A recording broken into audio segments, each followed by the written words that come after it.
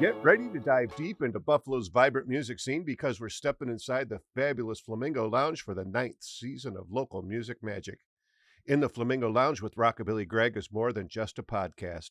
It's a collection of stories that delves deep into the vibrant musical history of Buffalo and Western New York, creating a living archive where each story adds a unique thread to the overall narrative.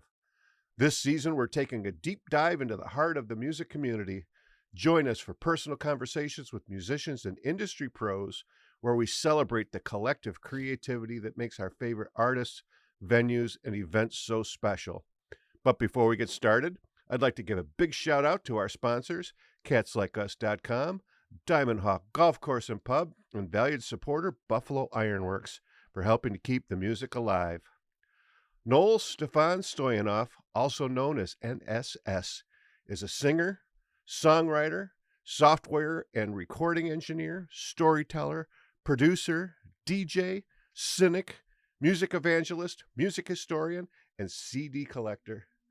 NSS's musical direction is stylistically hard to pin down as he refuses to be categorized, bracketed, nailed down, pinpointed, shepherded, or grouped. But one might suggest taking a little Frank Zappa, adding a generous portion of the Allman Brothers Band, throwing in a dash of Harry Chapin, then mix thoroughly with the essence of King Diamond, chill, distill through a Jean Michele Jarre filter, and serve with a slice of attitude on the side. It is my honor to welcome to the Flamingo Lounge fellow historian and music archivist, Noel Stefan Stoyanoff, also known as NSS. Thank you, Greg. Thank you. The incomparable NSS at your service. There sir. you go. I love it. I love it. So just give a big shout out to my buddies Tiffany and Chelsea for turning me on to you. I have learned about so many different people through word of mouth and friends saying, "Hey, have you ever thought about having this person on?" I'm like, "No, hook me up." So they hooked us up, and here we go. So it's great. And of course, we got all kinds of stuff to talk about because, as I mentioned, you're an archivist, you got CD collection, you musicians. So before we get into all that, though, I like to start out the show asking everybody, did you have an aha moment where you said, man, music's what I want to do? Yeah, I mean, as a kid, I was, I played trumpet in school, and I was like, at 4th grade, I accompanied my chorus. And then in 5th grade, 6th grade, I was like first chair trumpet, and I'd gone to all that stuff. So I'm not going to say I was a prodigy, so to speak, because right. I'm a 24 karat hack. I'm a personality. And then it was when I was in my teens, when born in 1970, so the teens would have definitely put me in the height of the heavy metal era. Right. And I remember actually, hearing Men at Work when that came out. I remember getting a boombox in 1983. Okay. And that was I would record stuff on the radio. The first song I ever recorded was Domo Arigato, Mr. Roboto by Styx. Styx, yeah. And just, I remember Iron Maiden was a big hit.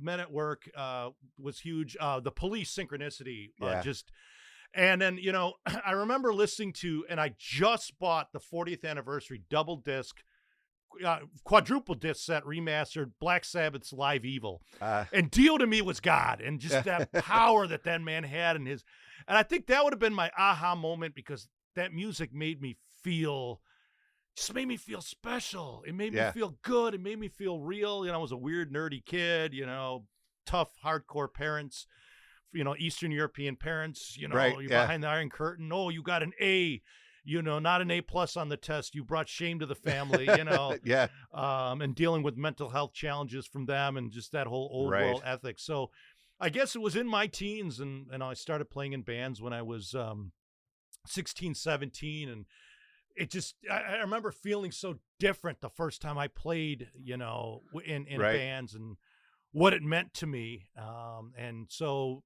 yeah, I guess I would say, did I have a particular aha moment? I guess, the big aha moment would have been when I started listening to that music and how that music really affected me. And, just the power behind it. Yeah. So now, like in school, were you playing an instrument or singing? Or? I played trumpet, as I said, in school. And then I actually did play electric bass for a while. I did sing in the courses.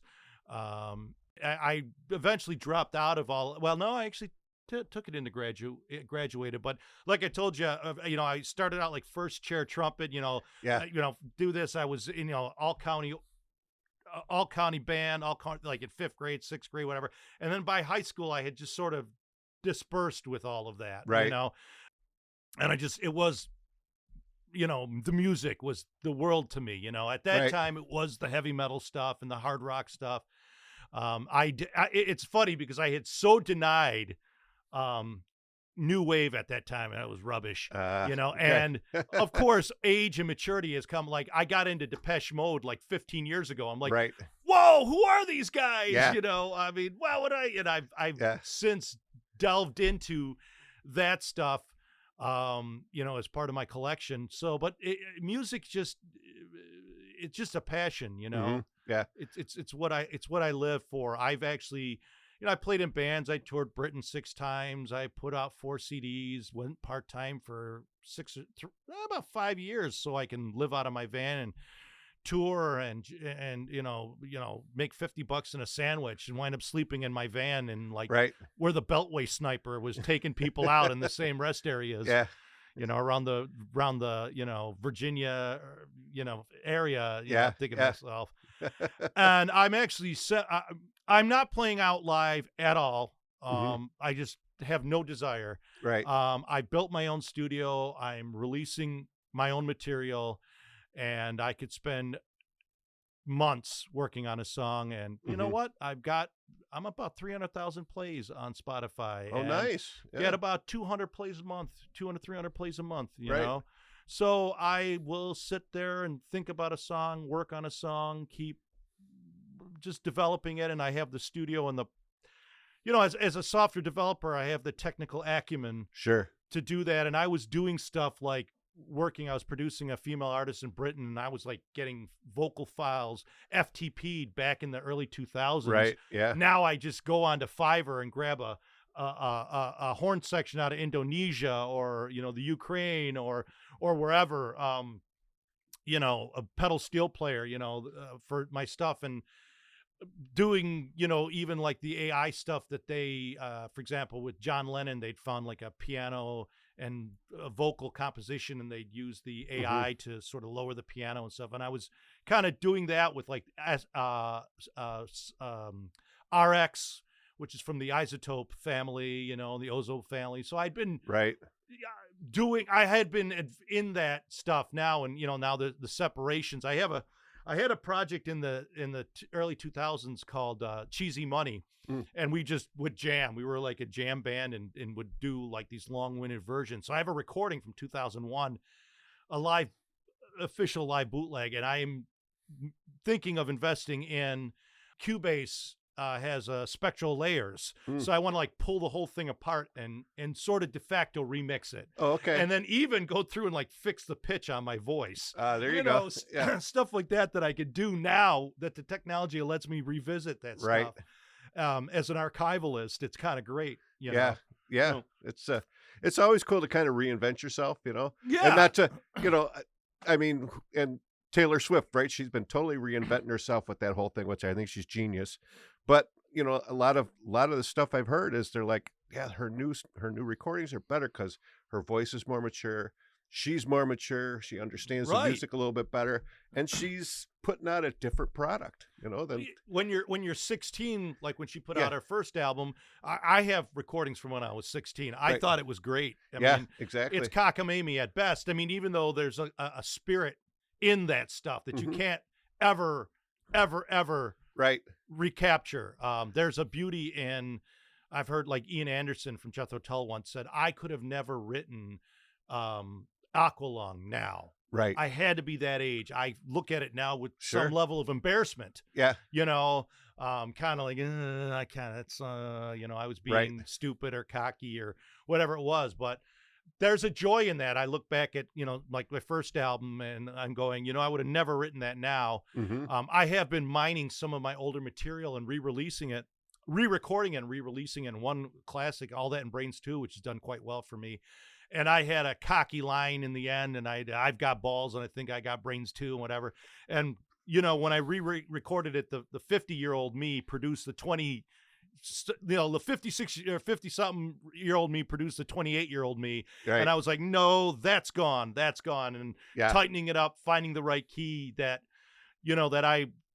but it was a 26-year-old me that wrote the song. Right. The 50 something me made it perfect. Right. Yeah. And, And actually when I wrote it at that time, I was a young man and looking, wondering. And now as I'm singing it later, I'm singing it as an older guy, and it kind of changes the meaning and the texture of the song. At least, one, I'm looking forward, hoping that I'll make it. And now I'm looking backward saying, well, I hope I do it, but it's me. What am I? I'm stuck with this. So. Right. Yeah. Well, wouldn't it be kind of sad if you were, 25, 30 years older, still doing it the same way?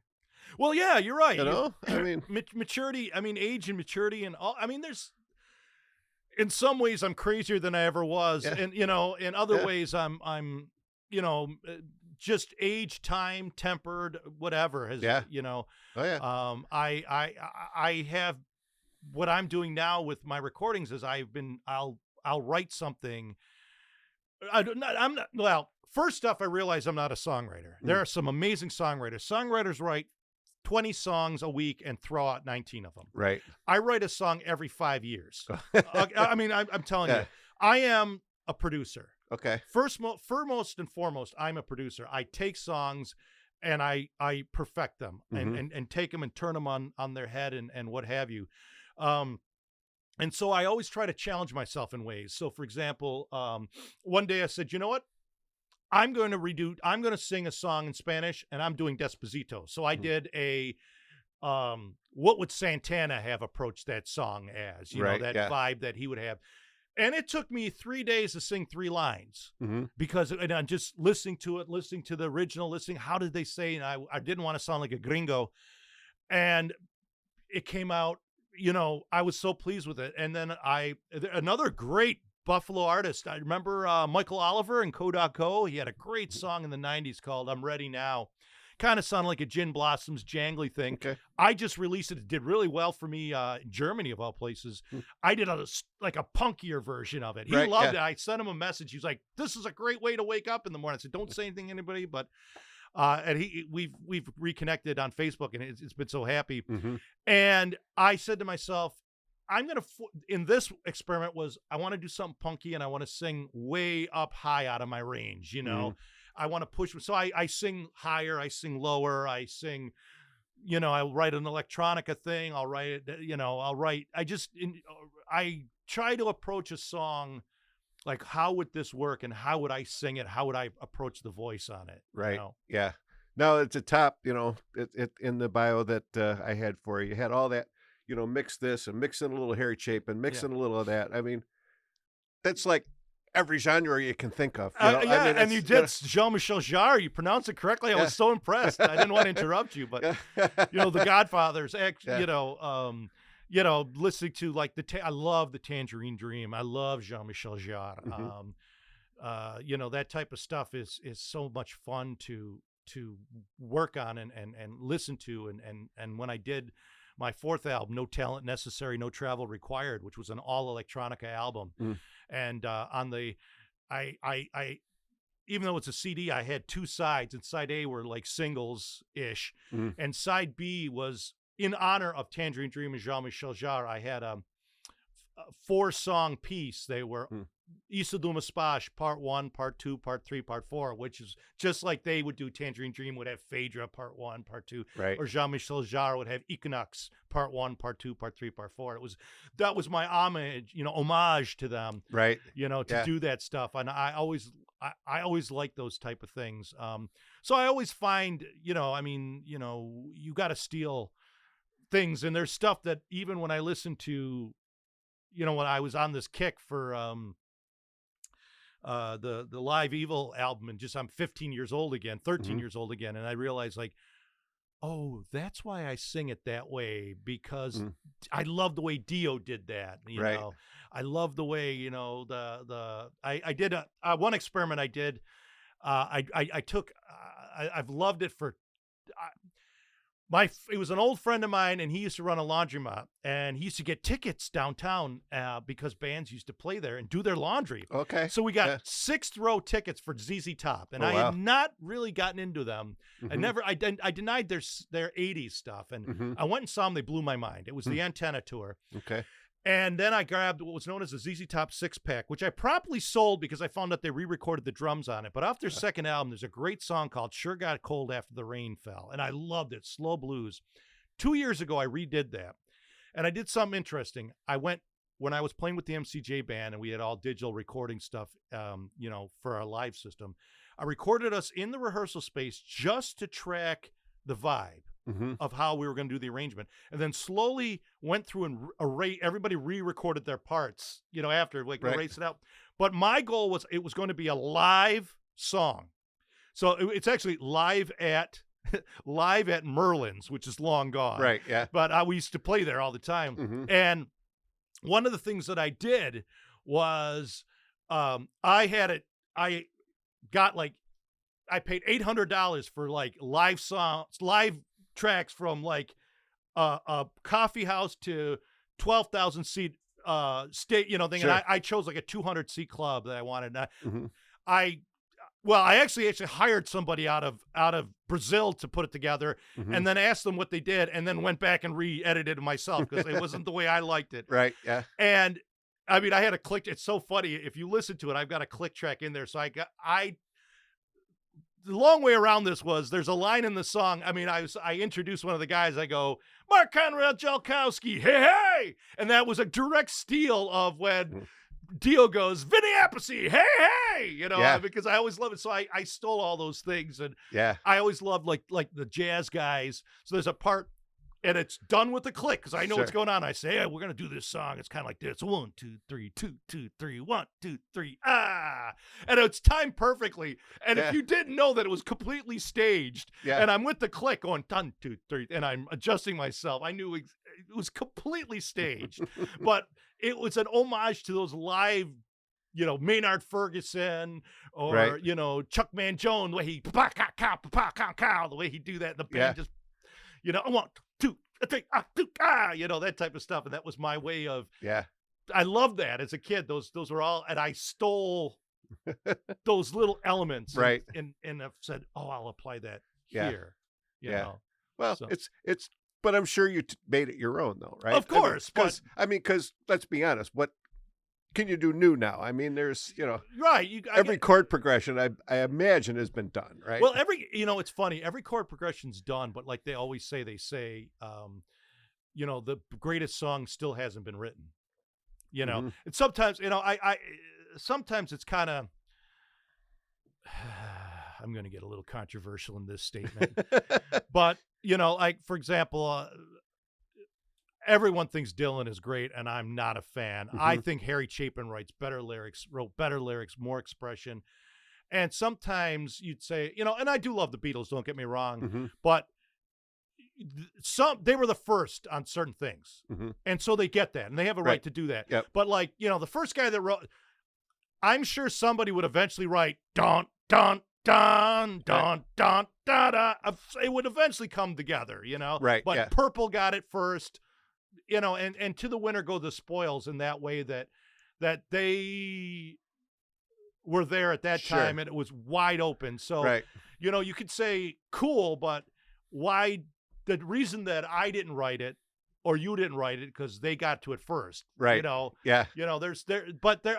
on the flip side, let's give Deep Purple go on that thing. Those guys are still putting out albums and they're fantastic. I think the stuff they've been putting out recently is better than the original stuff because of the maturity, the writing, the depth on it. Though Ian's, 80, he's going blind, Kiss style. Yes, I think I'm going blind. But he's going blind and he can't sing like, he did on JC Superstar. Right. He still sounds great and he's still grooving. And so there's something about, even though they're haggard-ish, they are still putting out quality writing and quality material. Yeah. So well, you figure 30 years later, Jack White came up with Seven Nation Army, Right. Dun, dun, dun, dun, dun. Yeah, exactly. You know? So he was the first to figure that out. Yeah. And bless his heart. And now it's everywhere, right? I mean, it's right. Like, how come no one came up with it? No one came up with it. He got it. Bless his heart. He got it. He owns it. It's his. Yeah. During that time, my son was, he was in his teens and he was learning to play guitar, and he comes up and he's playing that. What's that? I had no clue who Jack White was at that point. You know, early 2000s. I hadn't heard of his White Stripes. And then later I'm like, oh, my now wife, she really turned me on to Jack White and White Stripes and Raconteurs and all that stuff. And I'm like, all right then, you know, and that's the thing too. I mean, I keep discovering new stuff. Always. Now, you know, it's like, you always keep discovering whether it's, and I'm not like, oh, I love learning whatever it is. It's just, I have to buy the CD and I have to have it in my collection. I have to listen to it. So, and there's stuff that orbits my circle. Right. You know, and when I go. So for example, recently, this is like within the last 6 months, I had 2 albums by Procol Harum, and I have an album from '91 that I love, the Pursuit of Happiness. It's a masterpiece. And then I just said, you know, you should get into them. And I wound up getting the whole remastered collection of all their stuff, and they just blew my mind, as I thought they would. You know, and you know, I'll get in almost every year. I pick up a box set, you know, of a band that UFO was one year that I grabbed them, and I was like, wow, these guys are great. The band that disappointed me, and I love their 70s material, but I thought their 80s stuff, the hits, I had a greatest hits by them. There's actually 2, a greatest hits by them, that the best stuff ever. And I bought like a box set of all their 80s stuff, and everything but the hits is rubbish. What are the Moody Blues? But the Moody Blues, you know, Your Wildest Dreams, da da da da da, yeah, and the voice is just some of what was the other one? I know you're out there some, it just wow, the greatest. And Eddie Money was another one where I had a greatest hits by him, and I loved it. And then I grabbed like 4 of his studio albums to have the hits, and I was like, oh wow, this is filler. This is a pity, you know, because a lot of times I'm a, you know, time to play B-sides, Blue Oyster Cult style. You know, I love the B-sides. I love the off album tracks. I always tell kids, you know, I try to be, now that, you know, I mean, I have a 13-year-old granddaughter and a 9-year-old. I'm taking her to roller derby tomorrow. They love her. I hate those guys that say, oh, these kids, they don't know. No, I hate that. But what I do try to say to them, because they teach me stuff, and I love learning from them, and I try to say to them, listen, when you're making Spotify playlists, and that's cool and stuff, but you're kind of cheating yourself by not hearing the album. Right. And I'll give you an Blue Oyster Cult's Fire of Unknown Origin. You know, Burning for You was the big hit off that. There's, of course, you know, Joan Crawford has risen from the grave and stuff from the heavy metal soundtrack. But there's like a good album. Even it doesn't even have to be a concept album like a Pink Floyd or, you know, Thick as a Brick or that stuff, to still take you on a journey. Sure. And there's a great song off that album called, the last song off the album, it comes right at the end of the bombastic Joan Crawford, called Don't Turn Your Back. It's kind of like a half song. It kind of is like, it doesn't really do much to thing, but it's like it's a palate cleanser. It like lets the album end. Or, you know, like Queen's Jazz, Ibrahim Mustafa, which is a great alone the song's a great song, but what a way to announce the album. You know, and then you go into Fat Bottom Girls, you go into Bicycle Race, and, you know, all these other songs that are great on that album. But Mustafa basically says, and even more of that jazz, the way the album ends with that dunk dunk dunk dunk, that whole album has a storyline in the way the songs are placed. And I want to say to the kids, listen to the whole album. Right. Listen to the whole album. You really do yourself a favor. You're missing out by just selecting the cherry picking the hits or whatever. It's like I have a 4-year-old granddaughter, and she's into K-pop Demon Hunters. So she watches that on TV, you know, YouTube and stuff like that. So I said, and every time she comes over, hey, Grampy, can we go downstairs and listen to music? And I'm like, yes, we can. And I said, well, you know, I've got like Sesame Street. No, I want to listen to music. I'm like, yes. So I told my daughter, I said, I was going to get the vinyl of the K-pop. And I'm like, no, I'm not spending $40, but I got the CD. And I think that kind of music too is better as a CD than it is vinyl. And we can we'll get into that whole argument. I'm going to get into it as a recording Yeah. engineer. This goes out to my buddy Mike Crichon because he and I are editors. So just if you like vinyl better, it's personal preference, which is fine. I'm not going to say this. I'm just going to say to you. So when CDs first came out, there was this is part of the hype, just like now AI is, which it is great. But they were just taking the vinyl masters and throwing it on CD. So if I took a cassette tape, put it on CD, the CD will sound only as good as the cassette tape sounds. The only big difference is the CD will not degrade at the rate the cassette tape will degrade at. Okay, you'll still sound good. But when a well-mastered CD, and what they've been doing at like the Elton John series, where they went back to the original masters and pulled it from the tape and not from the album masters, a well-mastered CD will eat a vinyl's ass any time of the week. And the reason being is that vinyl is being controlled. The sounds you hear are being controlled by the vibration of a needle. So you cannot have the high highs or the low lows because that needle will bounce right off the record. Okay. Right. So the CD inherently will sound better. A well-mastered CD, you're going to get the full sonic picture. Okay. Right. Period. Yeah. But if you love vinyl, I love you. Yeah. I'm cool with you. All right. If you tell me it sounds better, okay, I believe you. If it makes you feel good, that's great. If you're telling me you like, macaroni and cheese or cabbage and cabbage stew or Brussels sprouts, it's on you, baby. Yeah. I mean, I like vinyl a lot because I can read it better. Yeah, exactly. Because I'm old. Yes. And the artwork, it translates. Way better. Cover art translates much better on a record just because of the size, yes, right? Exactly. But yes, and I mentioned Taylor Swift. I have her Folklore and Evermore albums, and I have them on vinyl. I got them on CD, and they're different. They are very different. They have to be. And same with the local band Garage. They came down here. They did recorded a new album last year, March, and gave me both the CD and the vinyl. And I says, I got to tell you guys, I like the CD better because it's crunchier. It's got more of that grit. Exactly.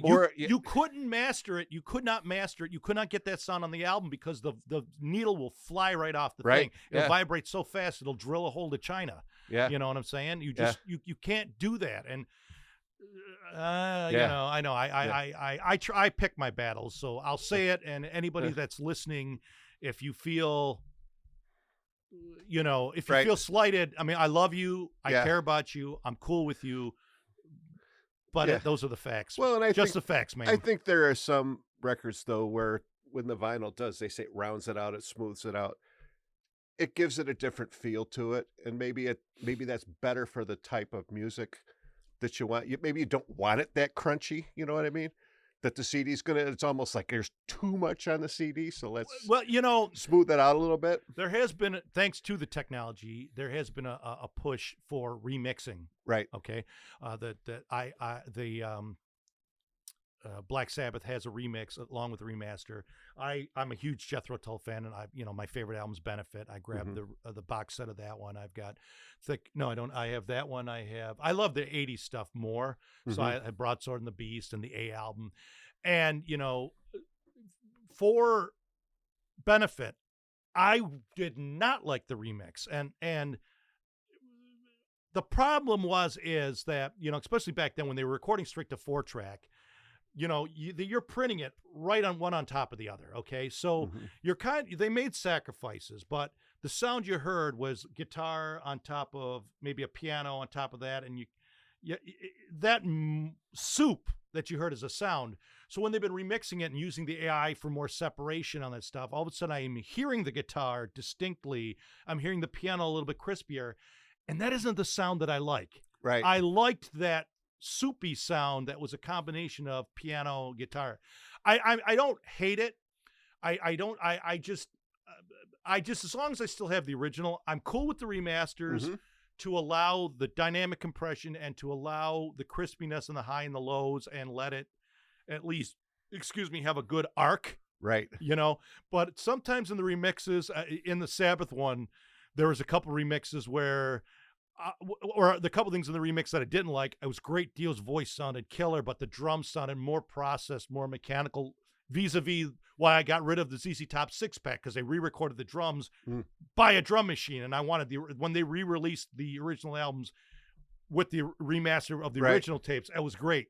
They added extra delay and extra reverb to a section, like, you know, I'm not cool with it, you know. So there's something there's, and I suffer from the same sort of, you know, it's like I will only watch the first Star Wars and the first Empire Strikes Back. Don't give me your... And it's not the New Hope. It's Star Wars. It's Star Wars. Star Wars. I only like those, and the moldy old versions. Those are right. Don't, you know. Next year they're coming out with the original Star Wars on the big screen for the 50th anniversary. None of the added crap. The original? Okay. The original. Yeah. Not a lot. I'll watch the first one. Empire Strikes Back is a phenomenal movie. Yes. I'll tell you a funny story. This was several years ago when they had first released the Force Awakens, and there was some hype going. I was dating a girl who was much younger than me at the time. She didn't know anything about the Star Wars. I said, "Oh, let's watch it." So two takeaways from that. Takeaway 2 was when we watched Empire Strikes Back and the Luke, "I'm your father." She went, and I was like, "Oh my God, you don't know that, right? Did you? You didn't know that?" Yeah. And then the second thing is after Return of the Jedi, I said, "Congratulations, this is the last time I'm ever watching this god awful movie," and it was with you. You know, that movie's rubbish. Oh, it's the Muppet Show. Yeah, it's the Muppet Show. And after that, I think they got too cutesy with it. Yeah, I liked Rogue One, and whatever. Rogue One was a good movie. Was fantastic. It was a great movie. Yeah. But then after, I think it was the Force Awakens was okay, but then the one after that one, the two Jedis or the two, and I said, I'm done with you. You've Disneyfied it, rubbish, and I don't watch no Mandalorian. No, I'm done. Right. On to the next adventure. Think of something real, folks. Well, you know, it's funny, kind of getting back to my granddaughter. So she was over a couple weeks ago, and my wife says to her, "Hey, you want me to? I can play the K-pop Demon Hunter on my phone, and you know, I've got some speakers." She says, "No, we listen. Grampy and I listen to that on a CD downstairs." Nice. And I'm like, and she's like, "Oh, well, excuse me."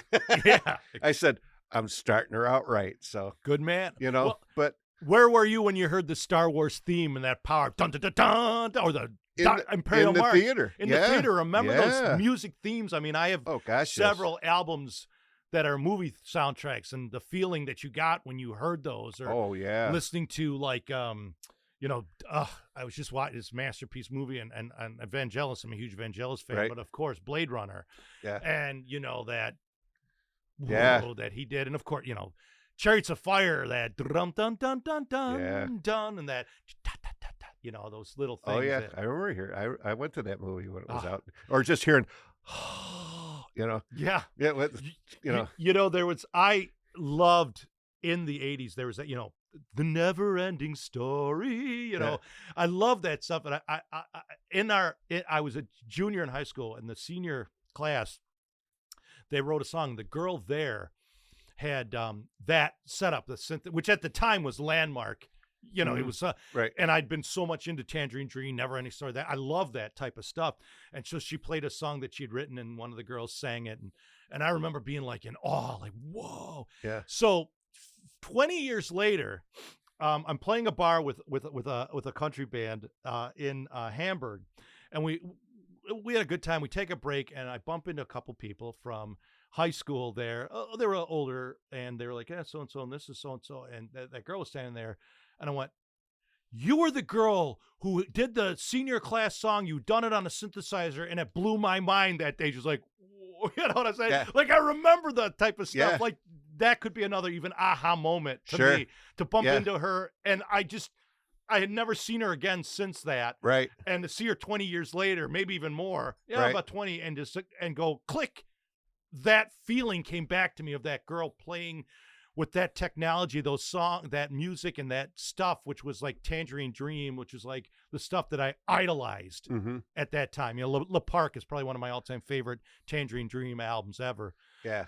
So yeah. Oh, it's crazy how a song could just bring you back to some.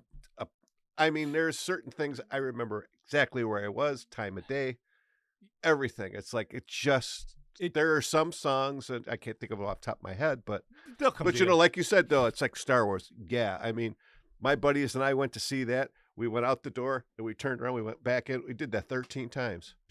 Yeah, and just watched it over and over because it was so. It was such a landmark. It was in the so music. new. Yeah, everything. And even it was a Goldsmith. Was it Jerry Goldsmith? I think that wrote that theme. I can't remember. Oh, but no, Goldsmith wrote, which I think is a better theme.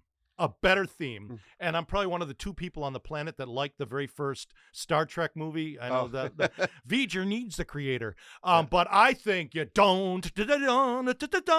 theme is just 10 times better than even because wasn't that John Williams for Star Wars? John Williams was Star Wars. Yeah. Jerry Goldsmith wrote the Star Trek theme.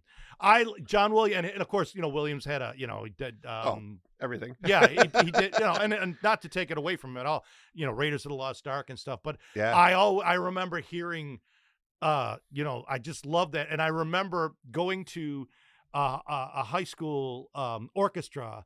And when they played the theme, like I was like in 5th, 6th grade, and the high school that I went to, they were playing. I can't remember why we went, and hearing them play that theme and seeing it live, obviously, right? And what that meant to me. That I still love that Star Trek theme is just wow. Yeah.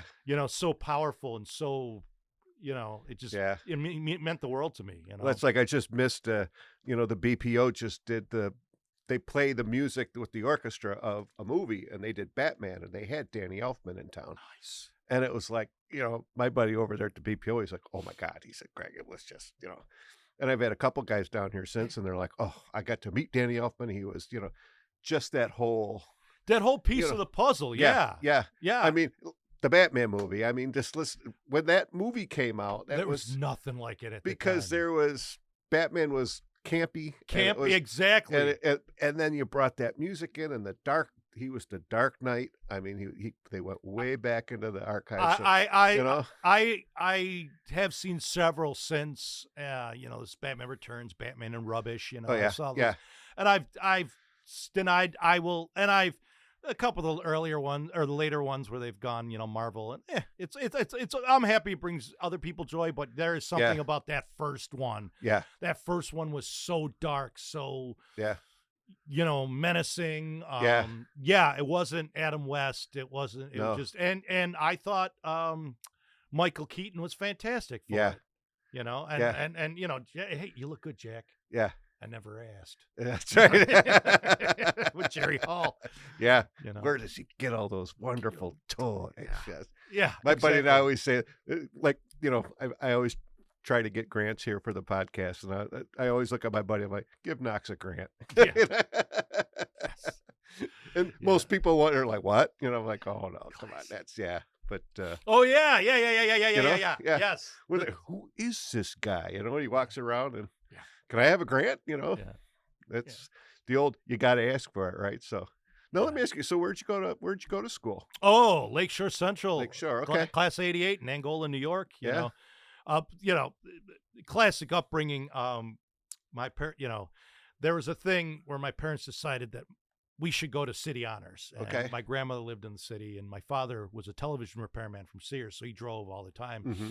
So my sister actually went to city honors. Okay. But I was like, I'm not doing this. I'm going to Lakeshore. And, it was like, oh, you're too afraid to take the test. You think you're too stupid for that. I was like, no, I'm not doing this stuff. Right. And I wanted to stay there. So I was Angola. High school to me, I had a couple of friends. I was happy. I couldn't wait to get out. Just the click. The funny story is when I got on Facebook, I had a lot of people contact me after in high school, and it was very nice. But one guy, I'll never forget, he said the sweetest message he ever sent me. Ryan Warness, if you ever hear this, it really was impactful. He wrote me a message, say, "Hey Noel, it was nice to see you. We never met. I think it just sent me a message on Facebook. Said, you're kind of cool. I guess I didn't know you, right? Or maybe I didn't know you back then." And I thought it was a very sweet and endearing thing that he said. I thought, thanks, guy. I was the goofy, awkward kid. I was the theater. The funny thing about it is, I was the theater major. Two things happened in high school that you'll get a crack on. I was a theater major. Okay. Not theater major, but the theater guy. And I always was. I played what I called the never gets laid lead. So you have the romantic lead, male, female romantic lead, the sub romantic lead sub lead who's the male best friend, and his romantic lead who's her girlfriend. Right. And then there's the father, the Indian chief. We played, and I take those characters. And so I always got standing ovations because I take them to the thing, and people are always so, whatever. Yeah. And, in high school, I mean, forget about it. I was the guy that they stuffed in the locker or whatever like that. And I was playing in bands. I'd grown my hair long. I was an Iron Maiden fan, got Somewhere in Time tattooed on my forearm. And we played a benefit, we played a variety telethon at one of the fire halls there. I mean, we went on at midnight. You know? Right. And 5 of the biggest jocks actually showed up. Right. And on that Monday, it got around the school. Hey man, Noel's in a band. He's cool. And I went from 0 to hero for the last 3 months of high. I still didn't get laid or nothing, but the last 3 months of high school. Yeah. And in my junior year, I remember asking people like, hey, could you sign my yearbook? And I'd write something like, oh, it was so nice you were there. And they'd like, hey, Noel, good luck in summer, Julie or whatever. Right. In the senior year, I was getting these wonderful people say, oh, I remember you played this.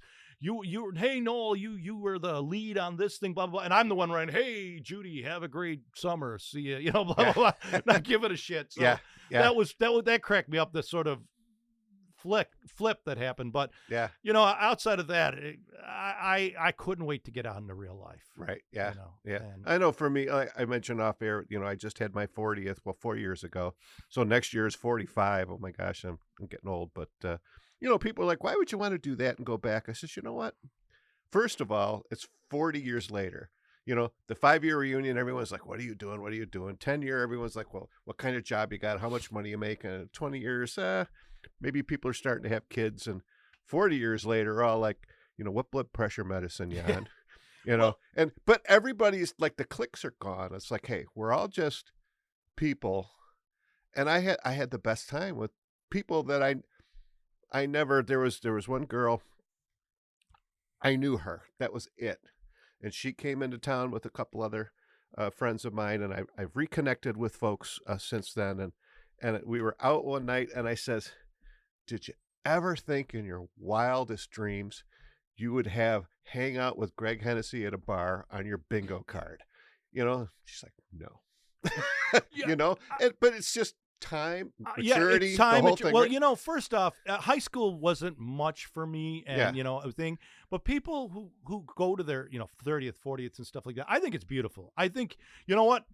I think when I bump into somebody and they've been married like 30 years, I envy them. You know what I'm saying? I was 20. When I was 30, I married a 20-year-old stripper. When I was 32, I divorced a 22-year-old stripper. It cost me $500 and a nervous breakdown. You know, I've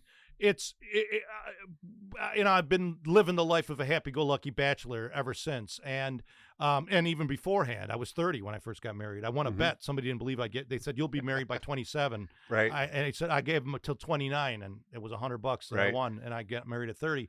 And when I look at some people that say they've been married like 40 years or they died within 5 minutes of each other. Right. When you have like friends in high school that you've been friends for so long, I'll tell you, the dome, the golf dome there on UC on there. Yeah. There's a club in there, and I was doing some dates with my buddy Mark Conrad Jilkowski, and he said, "Well, you want to do?" And I did. We got to get out of this place.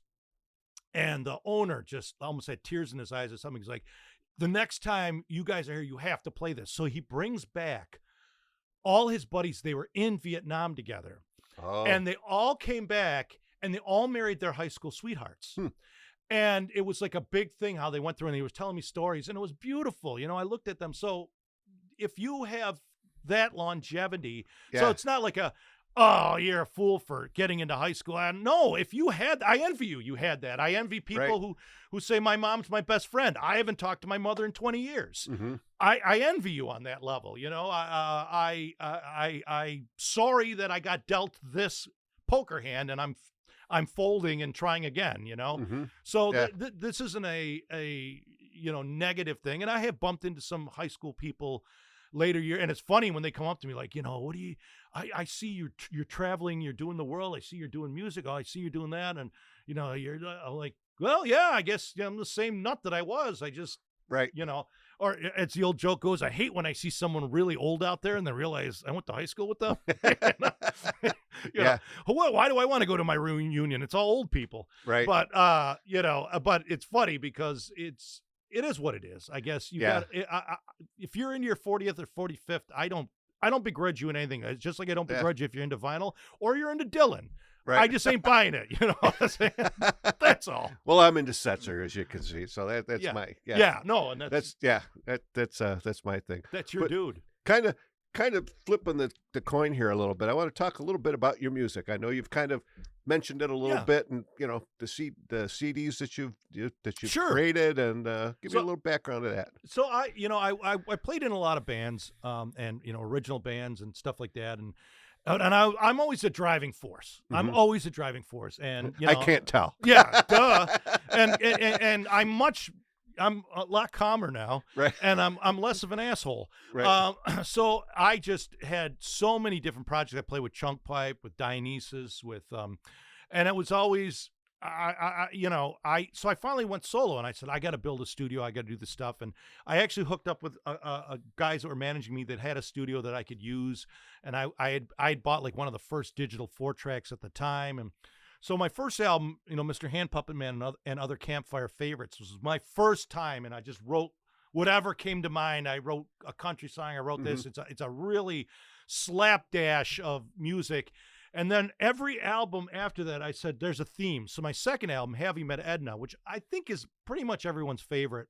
I said, this is, they said, yeah, it sounds like Skinner. Yeah, it's a country Southern album. Mm-hmm. And every song followed that theme.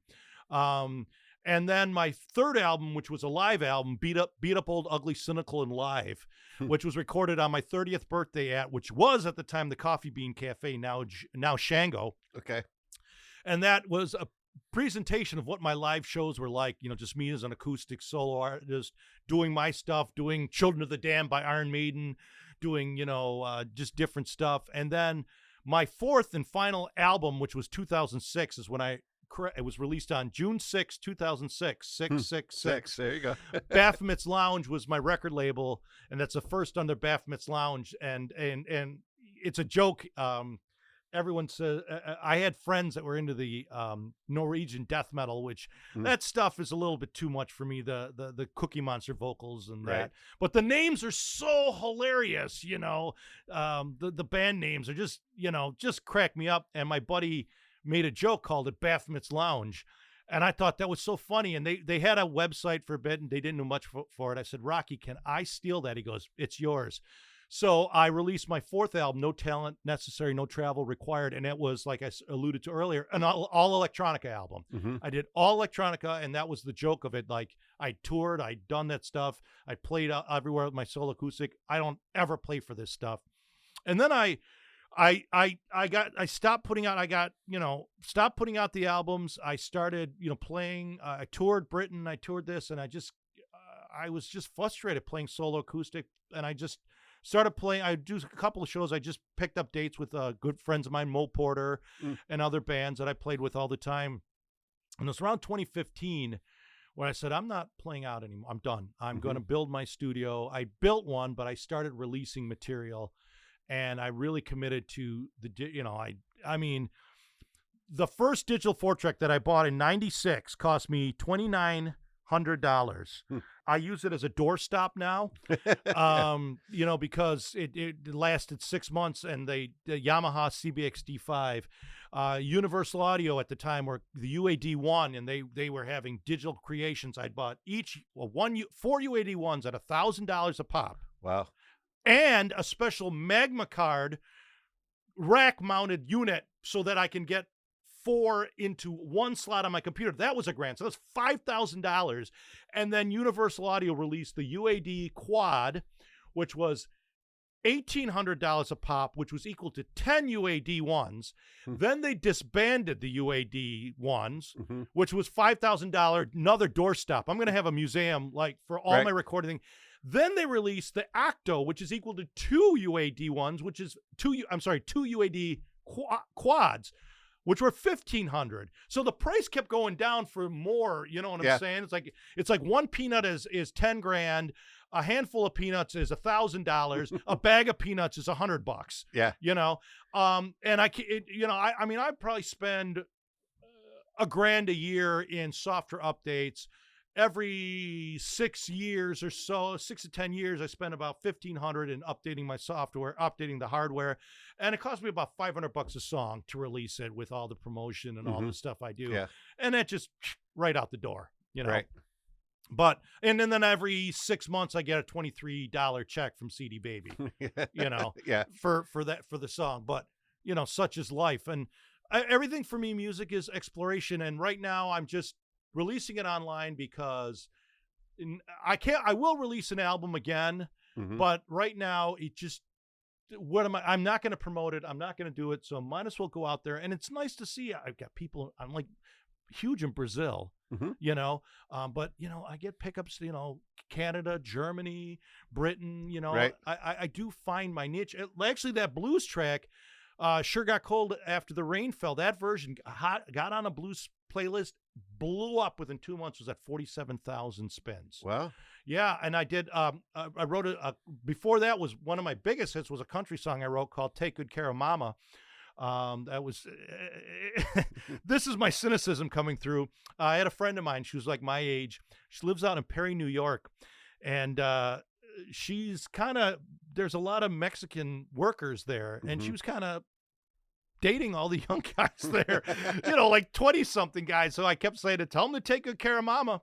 And I couldn't get the theme of "Take Good Care of Mama," that na na na na na na na na, that country. Like I told you, I write a song every 5 to 10 years. Right. So I wrote this song as a joke of, you know, we were, you know, the first verse is saw you starving in the gutter when we drove by, and Mama said we got to keep him, and Daddy knew to do what he was told. And of course, as time goes on, Mama's fussing over him, you know, and then I'll let you listen to the song to see how it all turns out. But Take Good Care of Mama, you know, is my cynical tongue-in-cheek way. I made my own little narrative. Yeah. But that was like 37,000 was my big hit for the longest time. And then I actually went back and revisited on that blues playlist. I did a version of, I always loved the song "So Alive" by Love and Rockets. And it was "Don't Know the Color of Your Eyes Now, Baby." It was like 89. It was like a goth type track.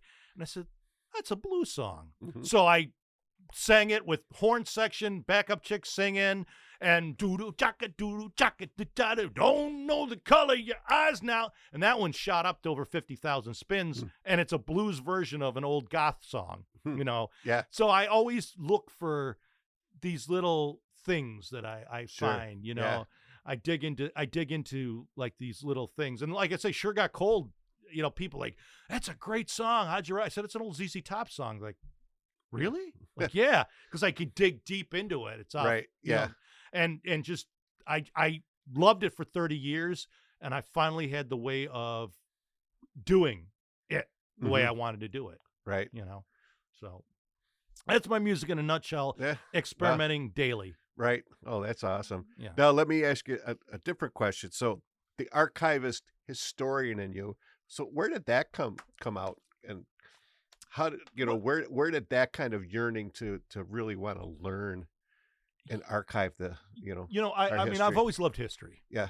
And music's been a niche for me. And, you know, that, you know, you got to remember, for example, there's a Black Sabbath album, the one after Live Evil, that was the only album they ever did with Ian Gillan. It was called Born Again. And that album, like, it blew my mind. And it was a one-off.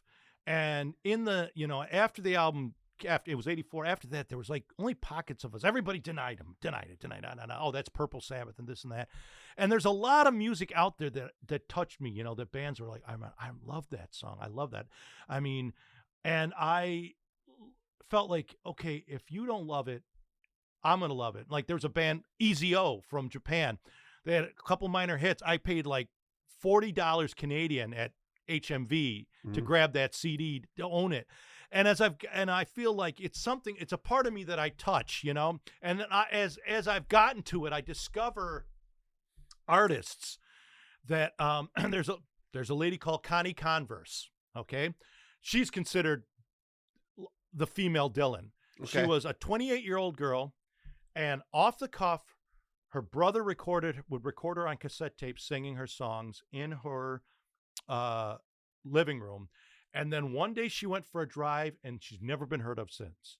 She's disappeared off the planet, and they released those recordings of her, and it's amazing. And I have a couple of albums in my collection that are just one of them. All right. This.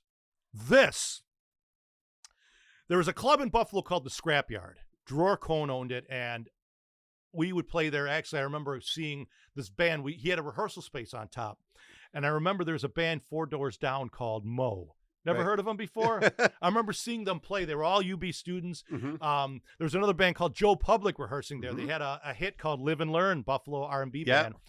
And so the one day I'm going to the club to get money off of Dror, and there was a band called Tribe that was playing. Actually, the Forgotten Rebels was the opening act, a Buffalo band.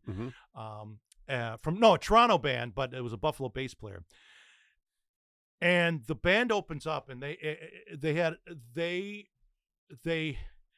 a girl that would look like Susie Sue in the Banshees. They had like a rockin' thing. They had a girl playing keyboards. They were just a 5-piece band.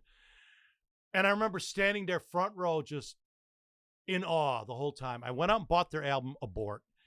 It was a masterpiece. They were out of Boston. And then they put out a second album. They were signed to a Warner Brothers label called Slash Records. And I listened to that album nonstop. I loved it. And then they released a second album called Sleeper, which was okay. And then I'll never get it. I was like, 24 at the time. I had a young kid. I would pay child support. They decided to break up. They're playing the last ever show in Boston. And I was thinking about going. I barely had a car, and I decided not to go. The best laid plans, whatever. Well, I love that album. I love that album. And I just I feel so special. Thanks to the modern day, thanks to Facebook, which I absolutely adore. I've reconnected. I found Facebook fans on there, and there was a Tribe fan thing. And there's people, and I was able to find like bootlegs for them, rare recordings. And I actually talked to the bass player, Greg LaPiccolo, who's a huge fan of. Well, funny story, after they broke up, Greg LaPiccolo and Eric, the guitar player, Brosus, and he married Terry, the keyboard player. Those three went to work, and they were making video game music. She was doing voiceovers. They were one of the guys that the company they worked for that did Guitar Hero, which, surprise, surprise, it would, of course, would take musicians to think of that. Right, yeah. And they never recorded again. They have no desire. Dave Penzel, the drummer, runs a pizza parlor. It's just, and of course, they're got to be late 50s, early 60s now. They and people would love. I find online bootleg videos of them. Right. And it just, thank you for archiving it. And here's a band that my buddy, the late great Feedback Bernie, kept saying about this band, Sea Level, which was an Allman Brothers offshoot after the Allmans broke up because of the drug trials, and it was Chuck Leavell, hence the Sea Level joke on it, and Jamo on drums, and Lamar Williams on bass, and then a couple other guys, and it was like a jazz fusion rock thing, instrumental type stuff. And they were great. They put out 5 albums, and to go on YouTube and find a live video of them and go, oh, thank you, whoever you were, for posting that. You were able to think. And so in my small way, I'm helping contribute to this, Sure. I could guarantee you one thing. You and I are going to die. Guarantee it. I'm sorry. I hate to break it to you, but this will live forever. Right. And that's why I kind of stopped playing out too. I said, it's an 8-hour job for $100. And you know what? No one's going to give jack shit if I played Brown Eyed Squirrel at Joe's Corner Bar. But that music that I'm releasing, somebody is going to like, somebody's going to keep to. Somebody's going to remember, and I'm going to help keep the memory alive. Yeah. Because unless some idiot blows us all up, this is all we've got. And looking at your pictures here, looking at what you've stored, the album Ramblin' Lou, he's long past. Right. I remember seeing him once at the fair one time. You know, I didn't understand it. I was too young. But now as I'm older going, yeah, I did see Ramblin' Lou once, and I'm so lucky. Yeah. I saw Tribe. And if you ever hear that album, Abort, and it was a big thing because we finally somehow got them to get it on Spotify.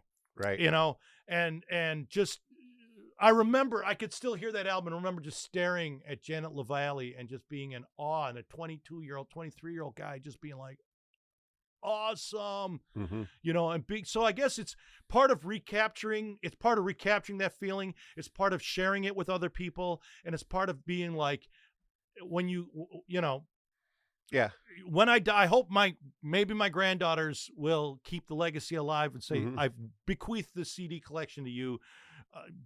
Give it to a museum, give it to a thing, give them this podcast. Right. You know, I'll come on as many times as you want and talk about a band. You know, we were joking about Mark Freeland earlier. Right. And, yeah. You know, remembering him tell stories. I remember, you know, the Pegasonics New York album. I'd give anything to find it on CD. I might even someday get it on, maybe transfer my album and license it properly. That's kind of what Baphomet's Lounge is. It's a record label that I want to do stuff like Wounded Bird Records, like Rhino Records. You know, a great band, Moby Grape, that unreal band. And, you know, they were just destroyed by their manager. And one of the Sunlight Records or something remastered and re-released the first 4 albums.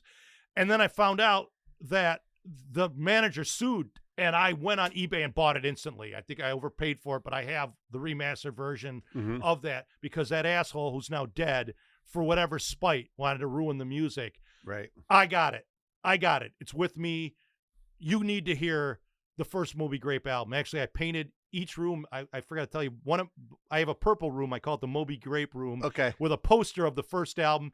And I just got a housemate. He took the Blue Oyster Cult room, which is a blue room with an album cover of Mirrors, my favorite BOC album, laminated and stuck to the wall. You know, I've got, you know, those, it's just, that is, you know, he doesn't even know, but I'm like, you're in the Mirrors room, you're in the BOC room. Yeah. You know, hey kid, hey friend who's staying over, you're in the BOC, you're in the Moby Grape room, you know? Right. Yeah. So, you know, I remember the first time, and it was reading about it in Relics, and Skip Spence at the time was a homeless bum living, and this is in the 90s, and he died shortly thereafter.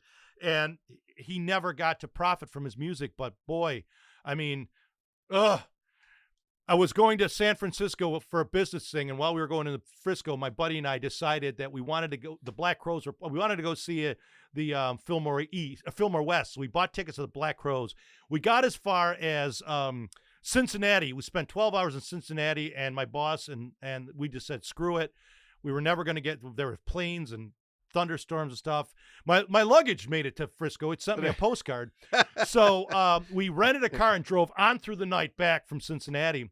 And at that Fillmore East show, and I have the thing, they did Hey Grandma. The Black Crowes did it, so I could have seen it live. You know, and I have that album. Yeah. They released it, but they did Hey Grandma on that tour. And I was like, Gah!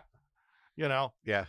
So well, and you kind of hit on it, and it's why I do this podcast, is because I heard one time someone says, you know, we all die twice. The first time is the obvious time. The second time is when they stop talking about us. Exactly. So let's not stop talking. Let's not stop talking. Let's not stop talking.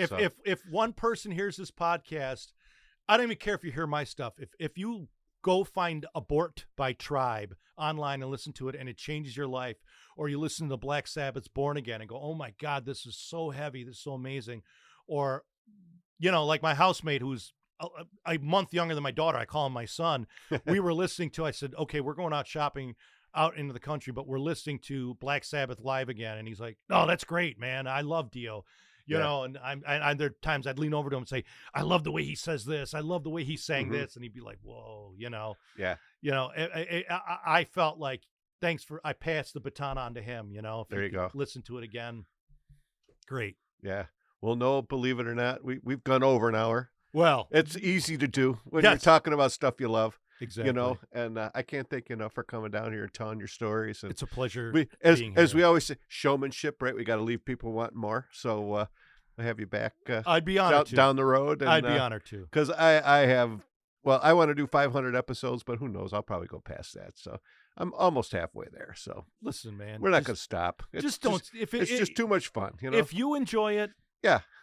If it makes you happy, who cares? Exactly. You know, if that that's the biggest thing, and I love that about people.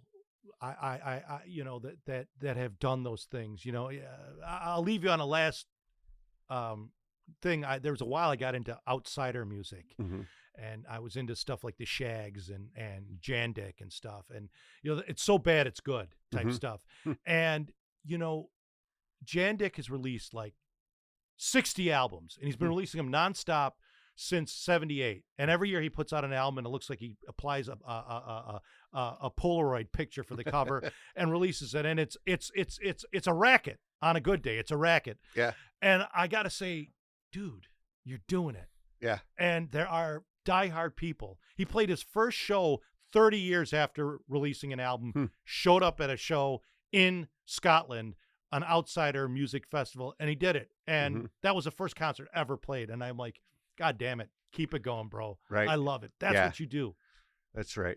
Well, again, Noel, I can't thank you enough for coming down. This has been fun. And I really enjoy it. And of course, I'll try to find some YouTube videos and some tracks of your stuff, put it on my website, rockabillygreg.com. Thank you. And along with your bio, links to your website, all that good kind of stuff. Cheers. So everything you need on me is on my website. Yep, so. everything you need. And I've got all that information. So I'll have that on my website too. So you can check it out. And I hope everyone's had just as much fun as we have.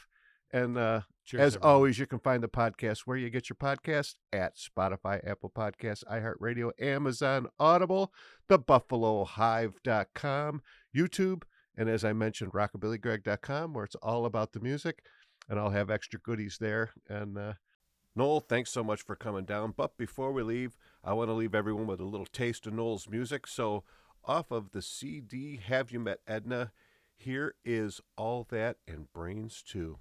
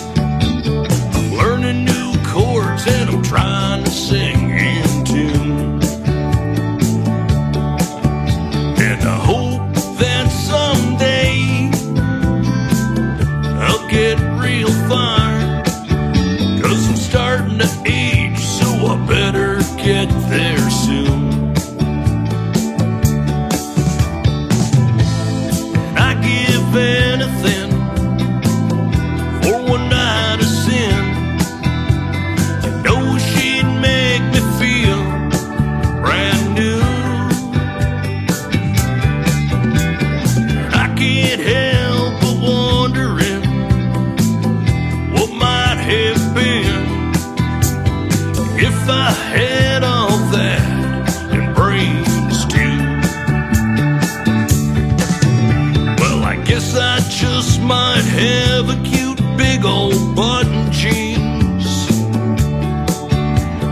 Cooking ain't no good, and that's for true.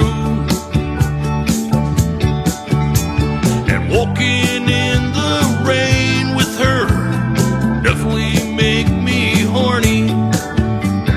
Knowing my luck, well, I'd probably catch the flu.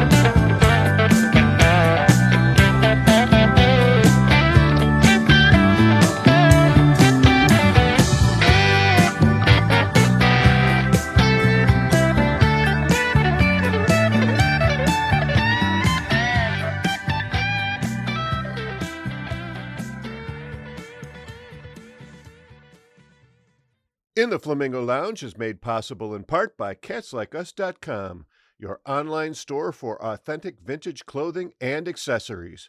Buffalo Ironworks, an intimate live music venue and bar located in the Cobblestone District in downtown Buffalo. And by Diamond Hawk Golf Course and Pub, Western New York's premier golf course, restaurant, and banquet facility. At the Hawk, the bar is hopping year-round with live music every Wednesday, Friday, and Saturday. And some other nights, too. Tune in for a new episode every Saturday at 9 a.m. EST at rockabillygreg.com, where it's all about the music. Bark, Zoe, bark. Good girl.